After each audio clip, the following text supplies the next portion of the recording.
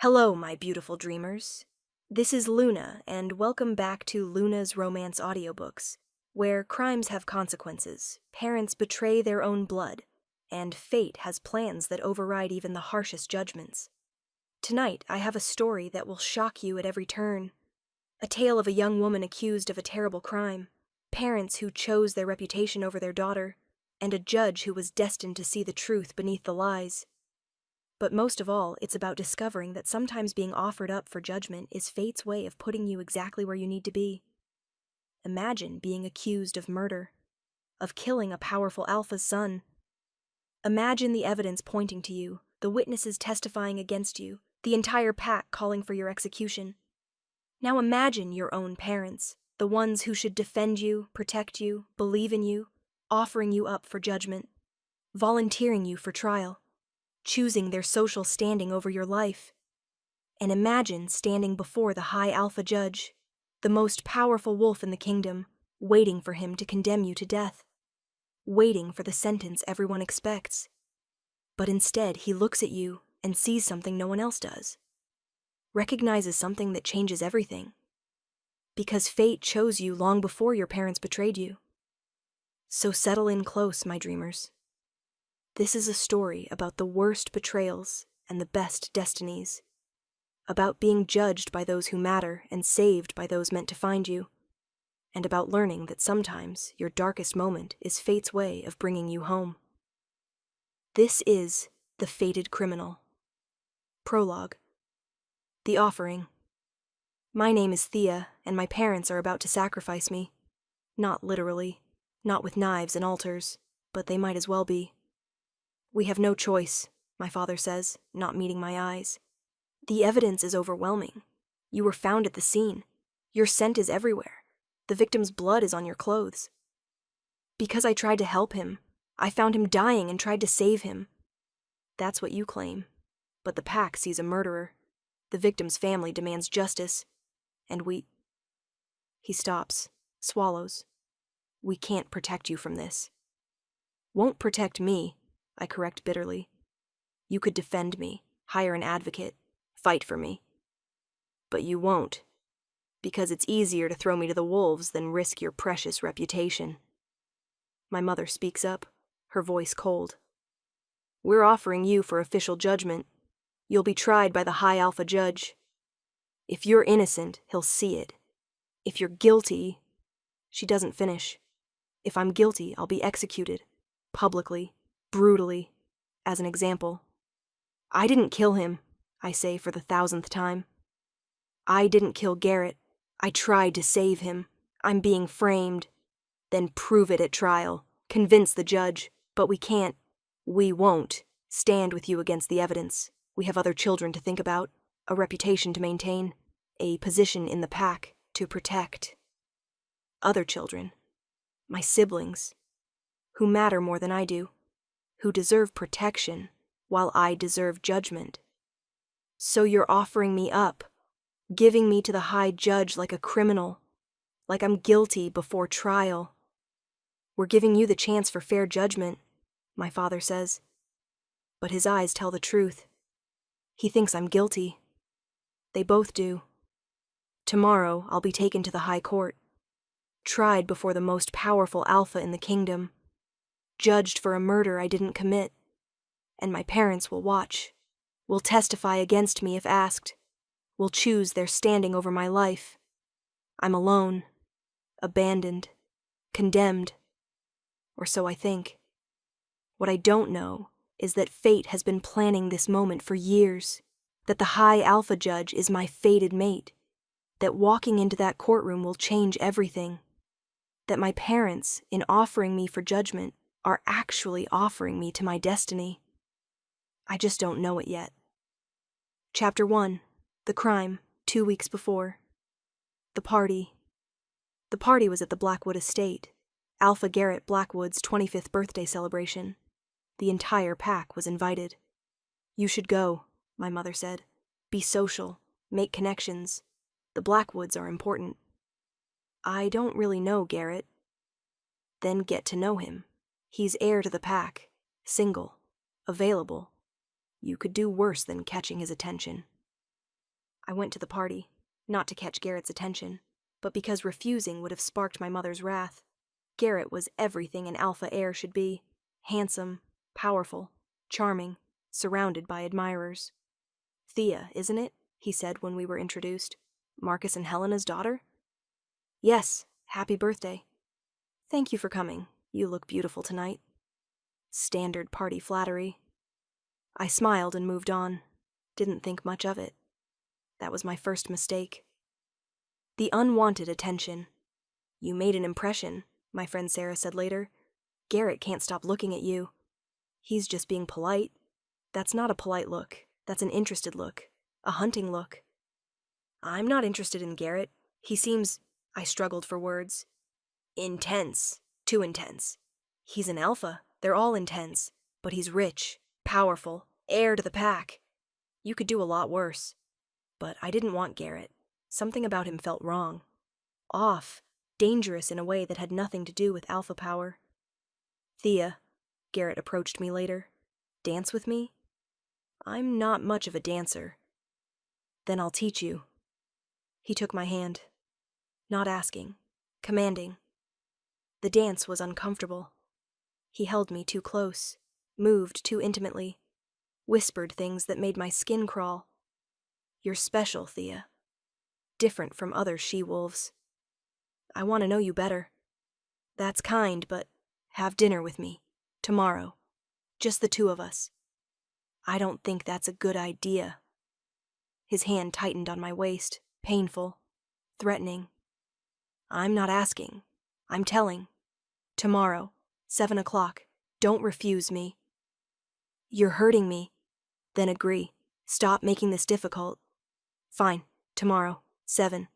Now let me go." He released me, smiled, like nothing had happened. "Perfect. I'll pick you up." I fled the party, went home shaking. Something was very wrong with Garrett Blackwood. The stalking. After the party, Garrett became obsessive, called constantly, showed up at my work, demanded attention. "Why didn't you answer my calls?" "I was busy." "Too busy for me? That's insulting. I'm an alpha heir. You should be grateful for my attention." "I'm not interested, Garrett. I'm sorry, but I don't want to date you." His expression darkened. "You don't get to reject me. No one rejects me. You'll come around. They always do." "I won't. Please leave me alone." "You're playing hard to get." "I like that. Makes the chase more interesting." "I'm not playing anything. I'm genuinely not interested. Leave me alone." But he didn't. He escalated. Followed me. Sent gifts. Made threats disguised as promises. "You'll be mine, Thea. Eventually. One way or another." I went to my parents. "Garrett is stalking me. I need help. Protection." "Stalking? Don't be dramatic. He's interested. That's flattering." "It's terrifying. He won't take no for an answer. He's threatening me. He's an alpha heir expressing interest. You should be grateful. Many she-wolves would kill for his attention." "I don't want his attention. I want him to leave me alone." "Then you're a fool. The Blackwoods are powerful. Garrett would be an excellent mate. Stop playing hard to get and accept his courtship." They didn't help. Didn't believe me. Didn't protect me. I was alone, with an obsessive alpha heir who wouldn't accept rejection. 2 weeks before, the threat. "I'm done being patient," Garrett told me, cornering me outside my workplace. "You've had your fun. Time to accept what's inevitable." "There's nothing inevitable about this. I don't want you. I'll never want you. Leave me alone." "You don't mean that. You're just confused, scared of the bond we'll share. But I'll show you. I'll make you understand that you're mine." "I'm not yours." "You will be. And if you keep refusing," his smile was cruel, "well, accidents happen. Reputations get destroyed. Families suffer consequences. It would be a shame if something happened to yours." "Are you threatening my family?" "I'm promising you a future, as my mate, willingly or not. Your choice. But choose wisely. I won't be patient much longer." He left, and I was left shaking, terrified, trapped. I couldn't go to the authorities. Garrett's father was Alpha. Who would believe me over the air? I couldn't go to my parents. They'd already dismissed my concerns. I was trapped, with an Alpha heir who'd made it clear he'd have me one way or another. The night of the murder. The night Garrett died started with a message. Meet me at the old mill, midnight. Come alone. I have evidence of Garrett's stalking. Evidence that will protect you. It was from an unknown number. But I was desperate. Desperate enough to take the risk. I went to the mill. Old, abandoned, creepy in the moonlight. "Hello?" I called. "Is anyone here?" No response. Just silence. And the smell of blood. I found him in the back room. Garrett. Bleeding. Dying. Throat torn out. "Garrett, oh my gods, what happened?" I knelt beside him. Tried to stop the bleeding. Tried to help. He looked at me. Reached for me. Gurgled something I couldn't understand. Then he died. Right there. In my arms. His blood soaking my clothes. "No, no, no, don't die. Stay with me." But he was gone. Dead. Murdered. And I was covered in his blood. "Murderer!" I turned. Garrett's father, Alpha Blackwood, stood in the doorway, witnesses behind him, all staring at me kneeling over his dead son. I found him like this. I tried to help. Liar, you killed my son. Murdered him in cold." "No, I got a message. Someone told me to come here. A message no one else saw. From a number that doesn't exist. Convenient." Alpha Blackwood's voice was deadly. "You're covered in his blood. Your scent is everywhere. You were the last one with him. You murdered him." "I didn't. I swear. Someone set me up." But no one believed me. The evidence was overwhelming. I was at the scene, covered in blood. My scent everywhere. My fingerprints on the body. I was arrested, charged with murder, condemned before trial. And my parents, when they heard, didn't defend me, didn't believe me, didn't even try to help. They abandoned me, chose their reputation over their daughter, offered me up for judgment like I was already guilty. Chapter 2. The Betrayal, the Interrogation. "Tell us what happened," the pack enforcer demanded. "Why did you kill Garrett Blackwood?" "I didn't kill him. I was set up." "You were found at the scene, covered in his blood. Your scent all over the crime scene. Explain that." "I got a message telling me to meet someone at the mill. Someone who claimed to have evidence of Garrett's stalking. When I got there, he was already dying. I tried to help him. That's why I'm covered in blood." "This supposed message. Show it to us." I pulled out my phone. The message was gone. Deleted. Like it had never existed. "It was here. I swear it was here." Convenient that it disappeared. "I'm being framed. Someone killed Garrett and set me up." "Why would someone frame you?" "Because, how did I explain without sounding paranoid? Garrett was obsessed with me, stalking me, threatening me. I rejected him repeatedly. Maybe someone knew that. Used it to frame me for his murder. Or maybe you killed him because he wouldn't leave you alone. Couldn't take the rejection. Decided to eliminate the problem. That's not what happened." "Then what did happen? Tell us the truth." "I am telling you the truth. I'm innocent." But they didn't believe me. The evidence was too damning. The circumstances too suspicious. I was moved from enforcer holding to pack jail, awaiting formal charges, awaiting trial, awaiting my parents' response. The parental visit, my parents visited 3 days after my arrest. I thought they'd come to support me, to help me, to defend me. I was wrong. "Thea," my father said, his voice cold, "we've come to discuss your situation. Thank the moon goddess. I need help. I need an advocate. Someone who believes me." "We've reviewed the evidence," my mother interrupted. "It's overwhelming. You were found at the scene, covered in blood. Your story about a mysterious message. It's unbelievable. But it's the truth. I was set up. Or you killed him. Our daughter. A murderer. The word hit like a slap. I'm not a murderer. I'm innocent. How can you believe I'd do this? How can we not? The evidence is conclusive. The pack is calling for your execution. The Blackwoods are demanding justice. And you're just going to give me to them? Your own daughter? We have other children to think about. A reputation to maintain. If we defend you, if we stand with you against this evidence, we'll be destroyed along with you. Our family will be ruined. Your siblings will suffer. So you're abandoning me, choosing them over me, choosing your reputation over my life. We're being realistic, my father said. You're facing execution. Nothing we do will change that. Why should we all burn? Because I'm your daughter. Because you should believe in me. Because family means something. Family means protecting the majority. You're one. Your siblings are 3. The math is simple. I couldn't breathe, couldn't process. My parents, my own parents, were condemning me. There's going to be a trial, my mother said, before the high alpha judge, the most powerful alpha in the kingdom. He'll determine your fate.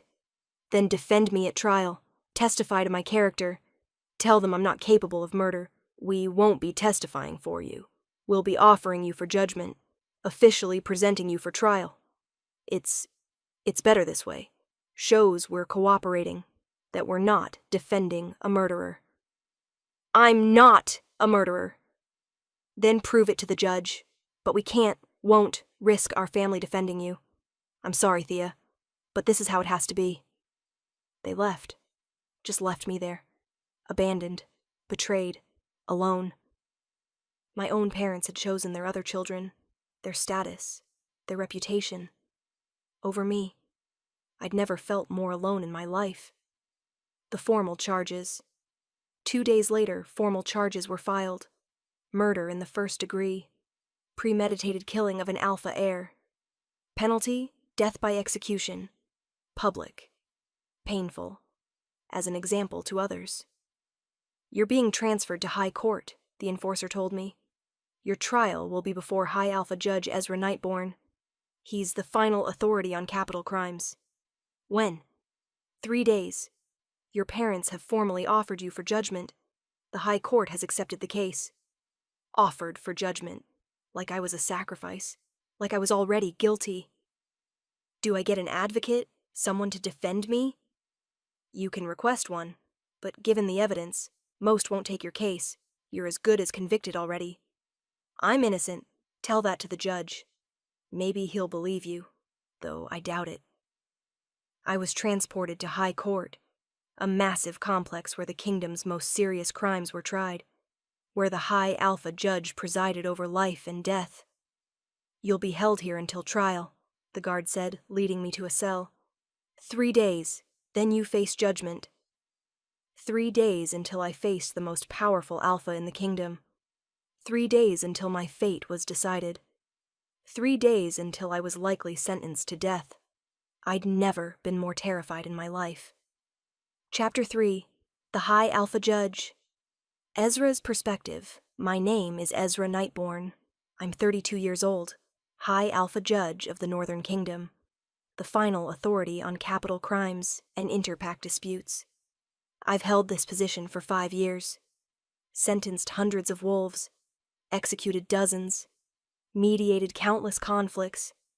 I'm known for being fair but harsh, just but uncompromising. I don't tolerate criminals, don't accept excuses, don't show mercy to the undeserving. I'm also unmated, despite being of age for 10 years, despite every pack in the kingdom offering their daughters, despite numerous attempts to find my fated mate. She doesn't exist. Or if she does, fate hasn't revealed her. I've accepted being alone, accepted ruling without a mate, accepted that my destiny is justice, not love, until I walk into the courtroom and smell her. The scent, the murder trial of Thea Moonwhisper was supposed to be routine, open and shut. She'd been found at the scene, covered in the victim's blood, evidence overwhelming. I'd read the file, reviewed the evidence, expected a quick trial, a guilty verdict, an execution scheduled. Then I walked into the courtroom and everything changed. Her scent hit me like lightning. Jasmine and moonlight and something uniquely her. The scent of my fated mate. Impossible. The defendant was my fated mate. The she-wolf accused of murdering an alpha heir was the one fate had chosen for me. I stopped, stared, tried to process. She was beautiful, even terrified, even pale and shaking in chains. Dark hair, violet eyes, delicate features that belonged to someone innocent, not a murderer. And the bond. Oh gods, the bond. Snapping into place, connecting us, making her mine on a level deeper than choice. Mate, my wolf howled. Our mate. Protect her. Save her. She's ours. But she was also accused of murder, of killing an alpha heir, of a crime that carried a death sentence. How could fate be so cruel? To give me a mate condemned to execution. The conflict. Your Honor? The court clerk noticed my hesitation. Are you all right? I'm fine. Begin the proceedings. But I wasn't fine. I was staring at my fated mate, trying to reconcile the bond with the charges, trying to figure out how to handle this impossible situation. The kingdom charges Thea Moonwhisper with murder in the first degree, the prosecutor announced. The killing of Garrett Blackwood, alpha heir of the Blackwood pack. The evidence is overwhelming. We seek the maximum penalty, death by execution. Thea flinched, chains rattling, eyes downcast, terrified. Through the bond, newly formed, barely acknowledged, I felt her emotions. Terror, desperation, innocence, innocence. My mate was innocent. I could feel it through the bond, feel her truth, her honesty, her genuine belief that she didn't commit this crime. But the evidence said otherwise, and I was a judge. I couldn't rule based on feelings, on bonds, on what I wanted to be true. I had to rule based on evidence, law, justice, even if it meant sentencing my own mate to death. The trial begins. How does the defendant plead? I asked, my voice steady despite the turmoil inside. Thea looked up, met my eyes, and I saw the moment she felt it too.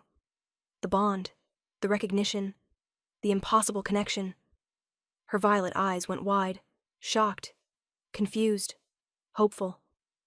Not guilty, Your Honor, she whispered. I didn't kill him. I'm innocent. The evidence suggests otherwise, but that's why we have trials, to determine truth. I looked at the prosecutor. Present your case. The prosecutor was efficient, ruthless, presented overwhelming evidence. The defendant was found at the scene, kneeling over the victim, covered in his blood. Her scent was everywhere, her fingerprints on the body. Witnesses saw her there. No one else was present. What's your explanation, defendant? I asked Thea. I received a message telling me to meet someone at the mill, someone who claimed to have evidence of Garrett's stalking behavior. When I arrived, he was already dying. I tried to help him. That's why I was covered in blood. This message, can you produce it? It was deleted, from my phone, remotely. I swear it existed, but it's gone now. Convenient, the prosecutor said. A message no one can verify. Deleted by unknown means. And we're supposed to believe this over the physical evidence? I'm telling the truth, Thea insisted, looking at me desperately. I was set up. Someone killed Garrett and framed me for it. Why would someone frame you? I asked. Because Garrett was obsessed with me, stalking me, threatening me. I rejected him repeatedly. Maybe someone knew that. Used it to make me look guilty. Do you have proof of this stalking? Reports filed? Witnesses to corroborate? No. I told my parents, but they didn't believe me. I didn't file reports because Garrett's father is alpha. Who would believe me over him? The prosecutor jumped on that. So, you have no evidence of stalking? No witnesses? No reports? Just your word that the victim was harassing you, and we're supposed to believe you were being stalked by a wolf you then murdered? I didn't murder him. Then explain the evidence. Explain your presence at the scene. Explain his blood on your hands. Explain why you were the only one there when he died. I can't explain it because I don't understand it. I'm being framed. The parental testimony. The worst part came when Thea's parents testified against her. Do you believe your daughter is capable of murder? The prosecutor asked. We don't want to believe it, her father said, but the evidence is overwhelming. We can't ignore facts because of blood relation. Have you noticed any concerning behavior? Anything that might suggest violent tendencies? She's always been difficult, stubborn, rebellious, prone to dramatic claims for attention. Thea's face crumbled. Her own father was painting her as unstable, unreliable, guilty. And her claims about Garrett Blackwood stalking her, the prosecutor continued. Unsubstantiated. She claimed he was interested in her, that he wouldn't leave her alone, but we saw no evidence. Thought she was exaggerating, seeking attention. So you don't believe she was being stalked? We believe she rejected a very eligible alpha heir and now regrets the consequences. Mother, father, please, Thea whispered. You know me. You know I wouldn't. We know the evidence, her mother said coldly, and it condemns you. We're sorry, Thea, but we can't defend the indefensible. They left the stand, didn't look back, abandoning their daughter in the worst possible way. Through the bond, I felt Thea's heartbreak, her devastation, her absolute abandonment. My mate's own parents had betrayed her, offered her up for judgment without even trying to defend her. It made me furious, made me want to rage at them, to punish them for their cruelty. But I was a judge. I had to remain impartial, even when every instinct screamed to protect my mate. Chapter 4. The investigation, the recess. We'll recess for the day, I announced after the parental testimony. Resume tomorrow morning. I needed time to think, to investigate, to figure out if my mate was truly guilty or if something else was happening. Your Honor, my clerk said as I returned to chambers, the evidence is overwhelming. This should be a quick verdict. Maybe, but something feels wrong. I need to review everything personally. You never personally review cases. You trust the prosecutors. This case is different. I'm reviewing it myself. Get me all the evidence, all the witness statements, everything. That night, I went through the file meticulously, looking for inconsistencies, for holes, for anything that suggested Thea was telling the truth. The message she claimed to receive. It had been deleted, but a deletion leaves traces. I had my tech expert examine her phone. There was a message, the expert confirmed, sent from a burner number. Deleted remotely within minutes of her arriving at the mill. Someone wanted her there. Someone who knew how to cover their tracks. That supported Thea's story. She had received a message, had been lured to the scene. But why? Who would kill Garrett and frame Thea? The stalking claims. I investigated Thea's claims about Garrett's stalking, found no official reports. But I dug deeper, asked around, talked to wolves who knew them both. Garrett was obsessed with her, one she-wolf admitted. Wouldn't stop talking about her, about how she'd be his eventually, how she just didn't know it yet. Did he ever threaten her? Not explicitly, but the way he talked, it was intense, possessive, like she was already his and just didn't realize it. More wolves confirmed it. Garrett had been fixated on Thea, had pursued her aggressively, had refused to accept rejection. He said something weird at his birthday party, another wolf told me. Said that Thea would be his one way or another, that he always got what he wanted. It was creepy. The stalking was real. Thea hadn't been lying. Garrett had been harassing her, and her parents had dismissed it. The evidence re-examination. I re-examined the physical evidence, the crime scene, the body, the blood patterns. This doesn't match her story, I told my forensic expert. If she found him dying and tried to help, the blood pattern should be different. This looks like she was kneeling over him for several minutes, like she was there when he died. which matches her story of trying to help. But it doesn't match the prosecutor's theory that she killed him. If she'd killed him, the blood pattern would be different, more spatter, different angles. You're right. The physical evidence actually supports her claim that she found him dying and tried to help. Then why is everyone convinced she's guilty? Because she was the only one there. Because her scent was everywhere. Because there's no evidence of anyone else. Or whoever killed him was very good at covering their tracks, at framing her, at making it look like she was the only one present. I spent 3 days investigating, re-examining, questioning, and I reached a conclusion.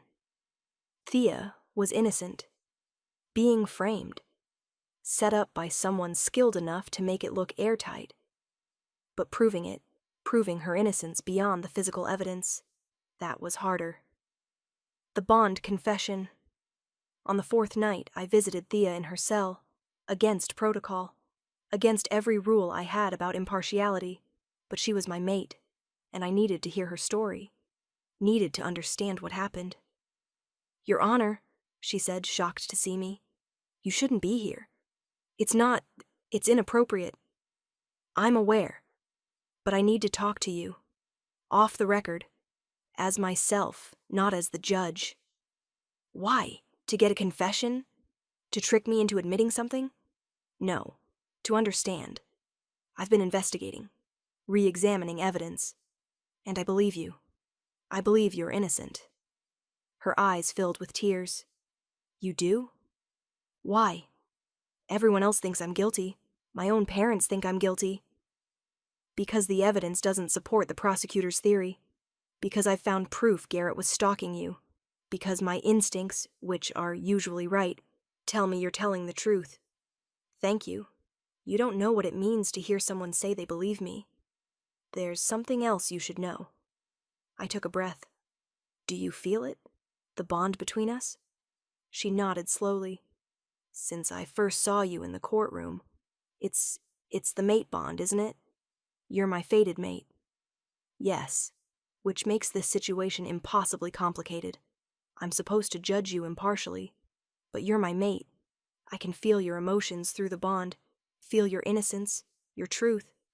What does this mean? For the trial? It means I'm going to find who really killed Garrett. I'm going to prove your innocence. And then, if you'll have me, I'm going to claim you properly, as my mate, as my equal. But I'm accused of murder. I'm facing execution. How can you? Because you're innocent. Because I believe you. Because fate chose you for me. And I don't question fate." Chapter 5. The truth revealed the real killer. Finding the real killer required thinking like a criminal. Who benefited from Garrett's death? Who had motive and opportunity? I investigated everyone connected to Garrett, his family, his friends, his rivals, and I found it. The connection I'd been looking for. Garrett had a brother, younger, overlooked, always in his shadow. "Damian Blackwood," I said to my investigator. "Garrett's younger brother. What do we know about him?" "He was always jealous of Garrett, resented being second, resented that Garrett would inherit everything while he got nothing. Where was he the night of the murder? He claims he was home, alone, no witnesses. Investigate him, thoroughly. I think he killed his brother and framed Thea." The investigation revealed everything. Damian had purchased a burner phone, had sent the message to Thea, had lured her to the mill. "He killed Garrett before she arrived," my investigator explained. "Timed it so she'd find the body. Staged the scene to make her look guilty. Why frame Thea specifically? Because Garrett was obsessed with her. Everyone knew it. It gave her motive. Made the frame believable. Find me proof, hard proof, enough to convict him instead of her. My investigator found it. Security footage showing Damian near the mill. Phone records connecting him to the burner number. A witness who saw him arguing with Garrett earlier that day. "I should have been heir," the witness heard Damian shout. "I'm smarter, stronger, better. But you get everything just because you were born first. Garrett threatened to expose some crime Damien had committed, the witness continued. Said he'd tell their father, that Damien would be disowned. That's why Damien killed him, to silence him and take his place. I had my killer. Had my proof. Had everything I needed to free my mate. The reversal. The trial resumed with a shock. I have new evidence, I announced. Evidence that exonerates the defendant and identifies the real killer. The courtroom erupted. Thea stared at me with hope and disbelief. I presented everything. The phone records, the witness testimony, the security footage, the motive. Damien Blackwood killed his brother, framed Thea Moonwhisper to cover his crime. She's innocent, and Damien is under arrest for murder. Damien was in the courtroom, tried to run, was caught by guards. "This is ridiculous," he shouted. "I'm being framed, just like she framed my brother. You sent the message that lured her to the mill. We have proof. You killed Garrett. We have witnesses. You framed an innocent she-wolf. We have all the evidence. You're done." He broke, confessed everything. How he'd killed Garrett, framed Thea, tried to take his brother's place. I deserved to be heir. I was better, smarter. He was going to ruin me. I had no choice. You had many choices. You chose murder. You chose to frame an innocent wolf. You chose wrong. And now you face the consequences. I turned to Thea. Thea Moonwhisper, you are hereby exonerated of all charges, found innocent, free to go. She collapsed, crying, relieved, free. However, I continued, your parents, Marcus and Helena Moonwhisper, you offered your daughter for judgment, testified against her, abandoned her when she needed you most. That requires consequences. Her parents went pale.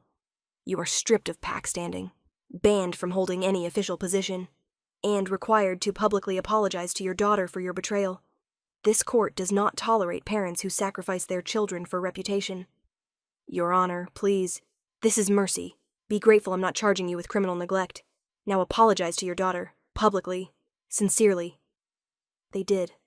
Awkwardly, insincerely. But they did it. Thea didn't acknowledge them. Just stood. Free. Vindicated. Alive. The claim.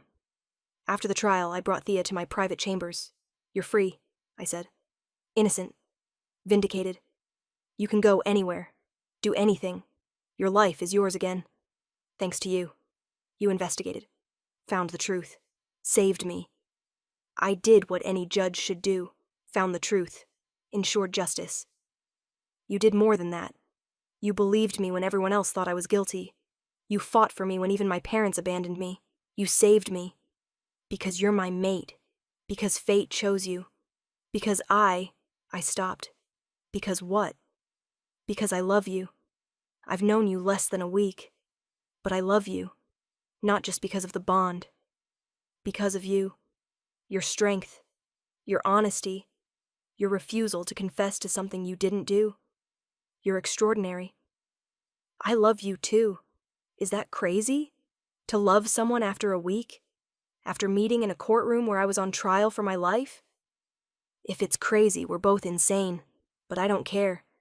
You're my mate, my fated one. And I want to claim you properly.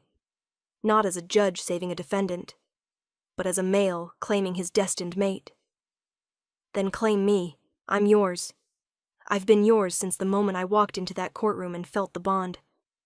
I kissed her then. Finally. Properly. Claiming my mate after the strangest courtship in history. Your parents offered you for judgment, I said. They meant it as abandonment. But they actually offered you to me. To your fate. To your destiny. Fate knew what it was doing. Putting me in that courtroom. In front of you. Giving me a mate who'd fight for my innocence. Fate always knows. We just have to trust it. Epilogue. 2 years later. The High Court ceremony celebrated 2 years since Thea's exoneration. 2 years since we'd bonded. 2 years of partnership and love. Do you ever regret it? I asked her as we prepared for the ceremony. Being offered for judgment? Being tried for murder? The worst week of your life leading to this? No, because it led to you, to us, to this life. She gestured around the High Court chambers, now ours. I'm Luna of the High Court, mate to the most powerful judge in the kingdom, mother to our daughter, happy, loved, free. Our daughter, Hope, was 1 year old, named for what Thea represented. Hope that justice prevails, hope that innocence wins, hope that fate knows what it's doing. Your parents requested an audience, I mentioned. Want to see you, to apologize properly.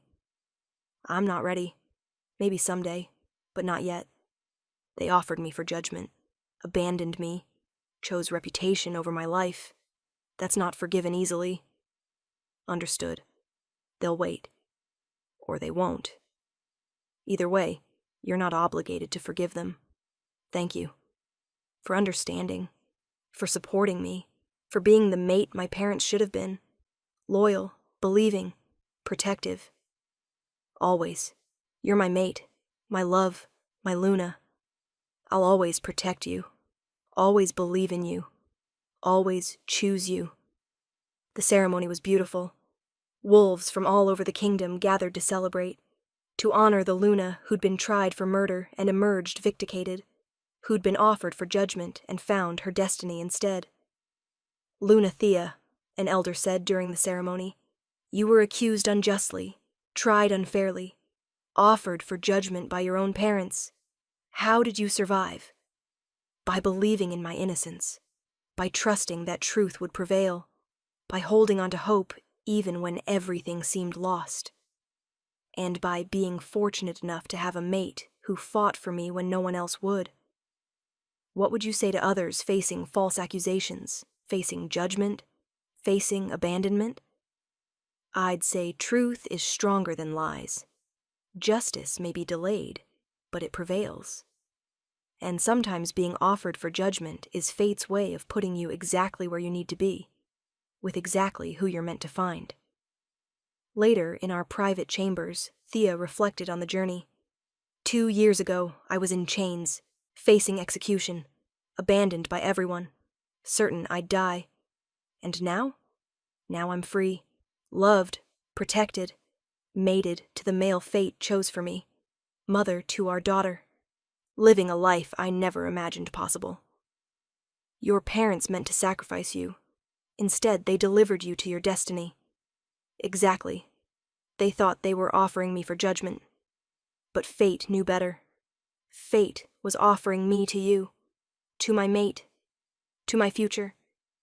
Fate always knows, even when we don't. Do you think they regret it? My parents? Offering me up? Abandoning me? Probably. They lost you. Lost connection with their grandchild. Lost status when I stripped their pack standing. Yes, they regret it. But that's their burden to carry. I hope they learn. I hope other parents see what happened and choose differently. Choose their children over reputation. Choose faith over fear. Your story will teach them. The Luna who was offered for judgment and became queen. The she-wolf who was condemned and found salvation. It's powerful. And it was. Our story became legend. The tale of a she-wolf falsely accused, parents who betrayed her, and a judge who recognized his mate even when she stood before him in chains. Looking at Thea, my mate, my Luna, my love, I was grateful. Grateful her parents had offered her for judgment. Grateful fate had been planning this all along. Grateful for every moment that led her to my courtroom. Because sometimes the worst betrayals lead to the best destinies. Sometimes being offered for judgment means being offered to fate. Sometimes your darkest hour is when your greatest light begins to shine. Thea had been offered for judgment, and fate had accepted, had placed her exactly where she needed to be, with exactly who she was meant to find, with me, her mate, her protector, her judge who became her savior.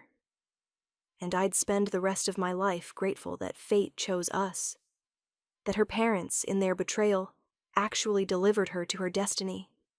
That being offered for judgment became the greatest gift she never knew she needed. Closing.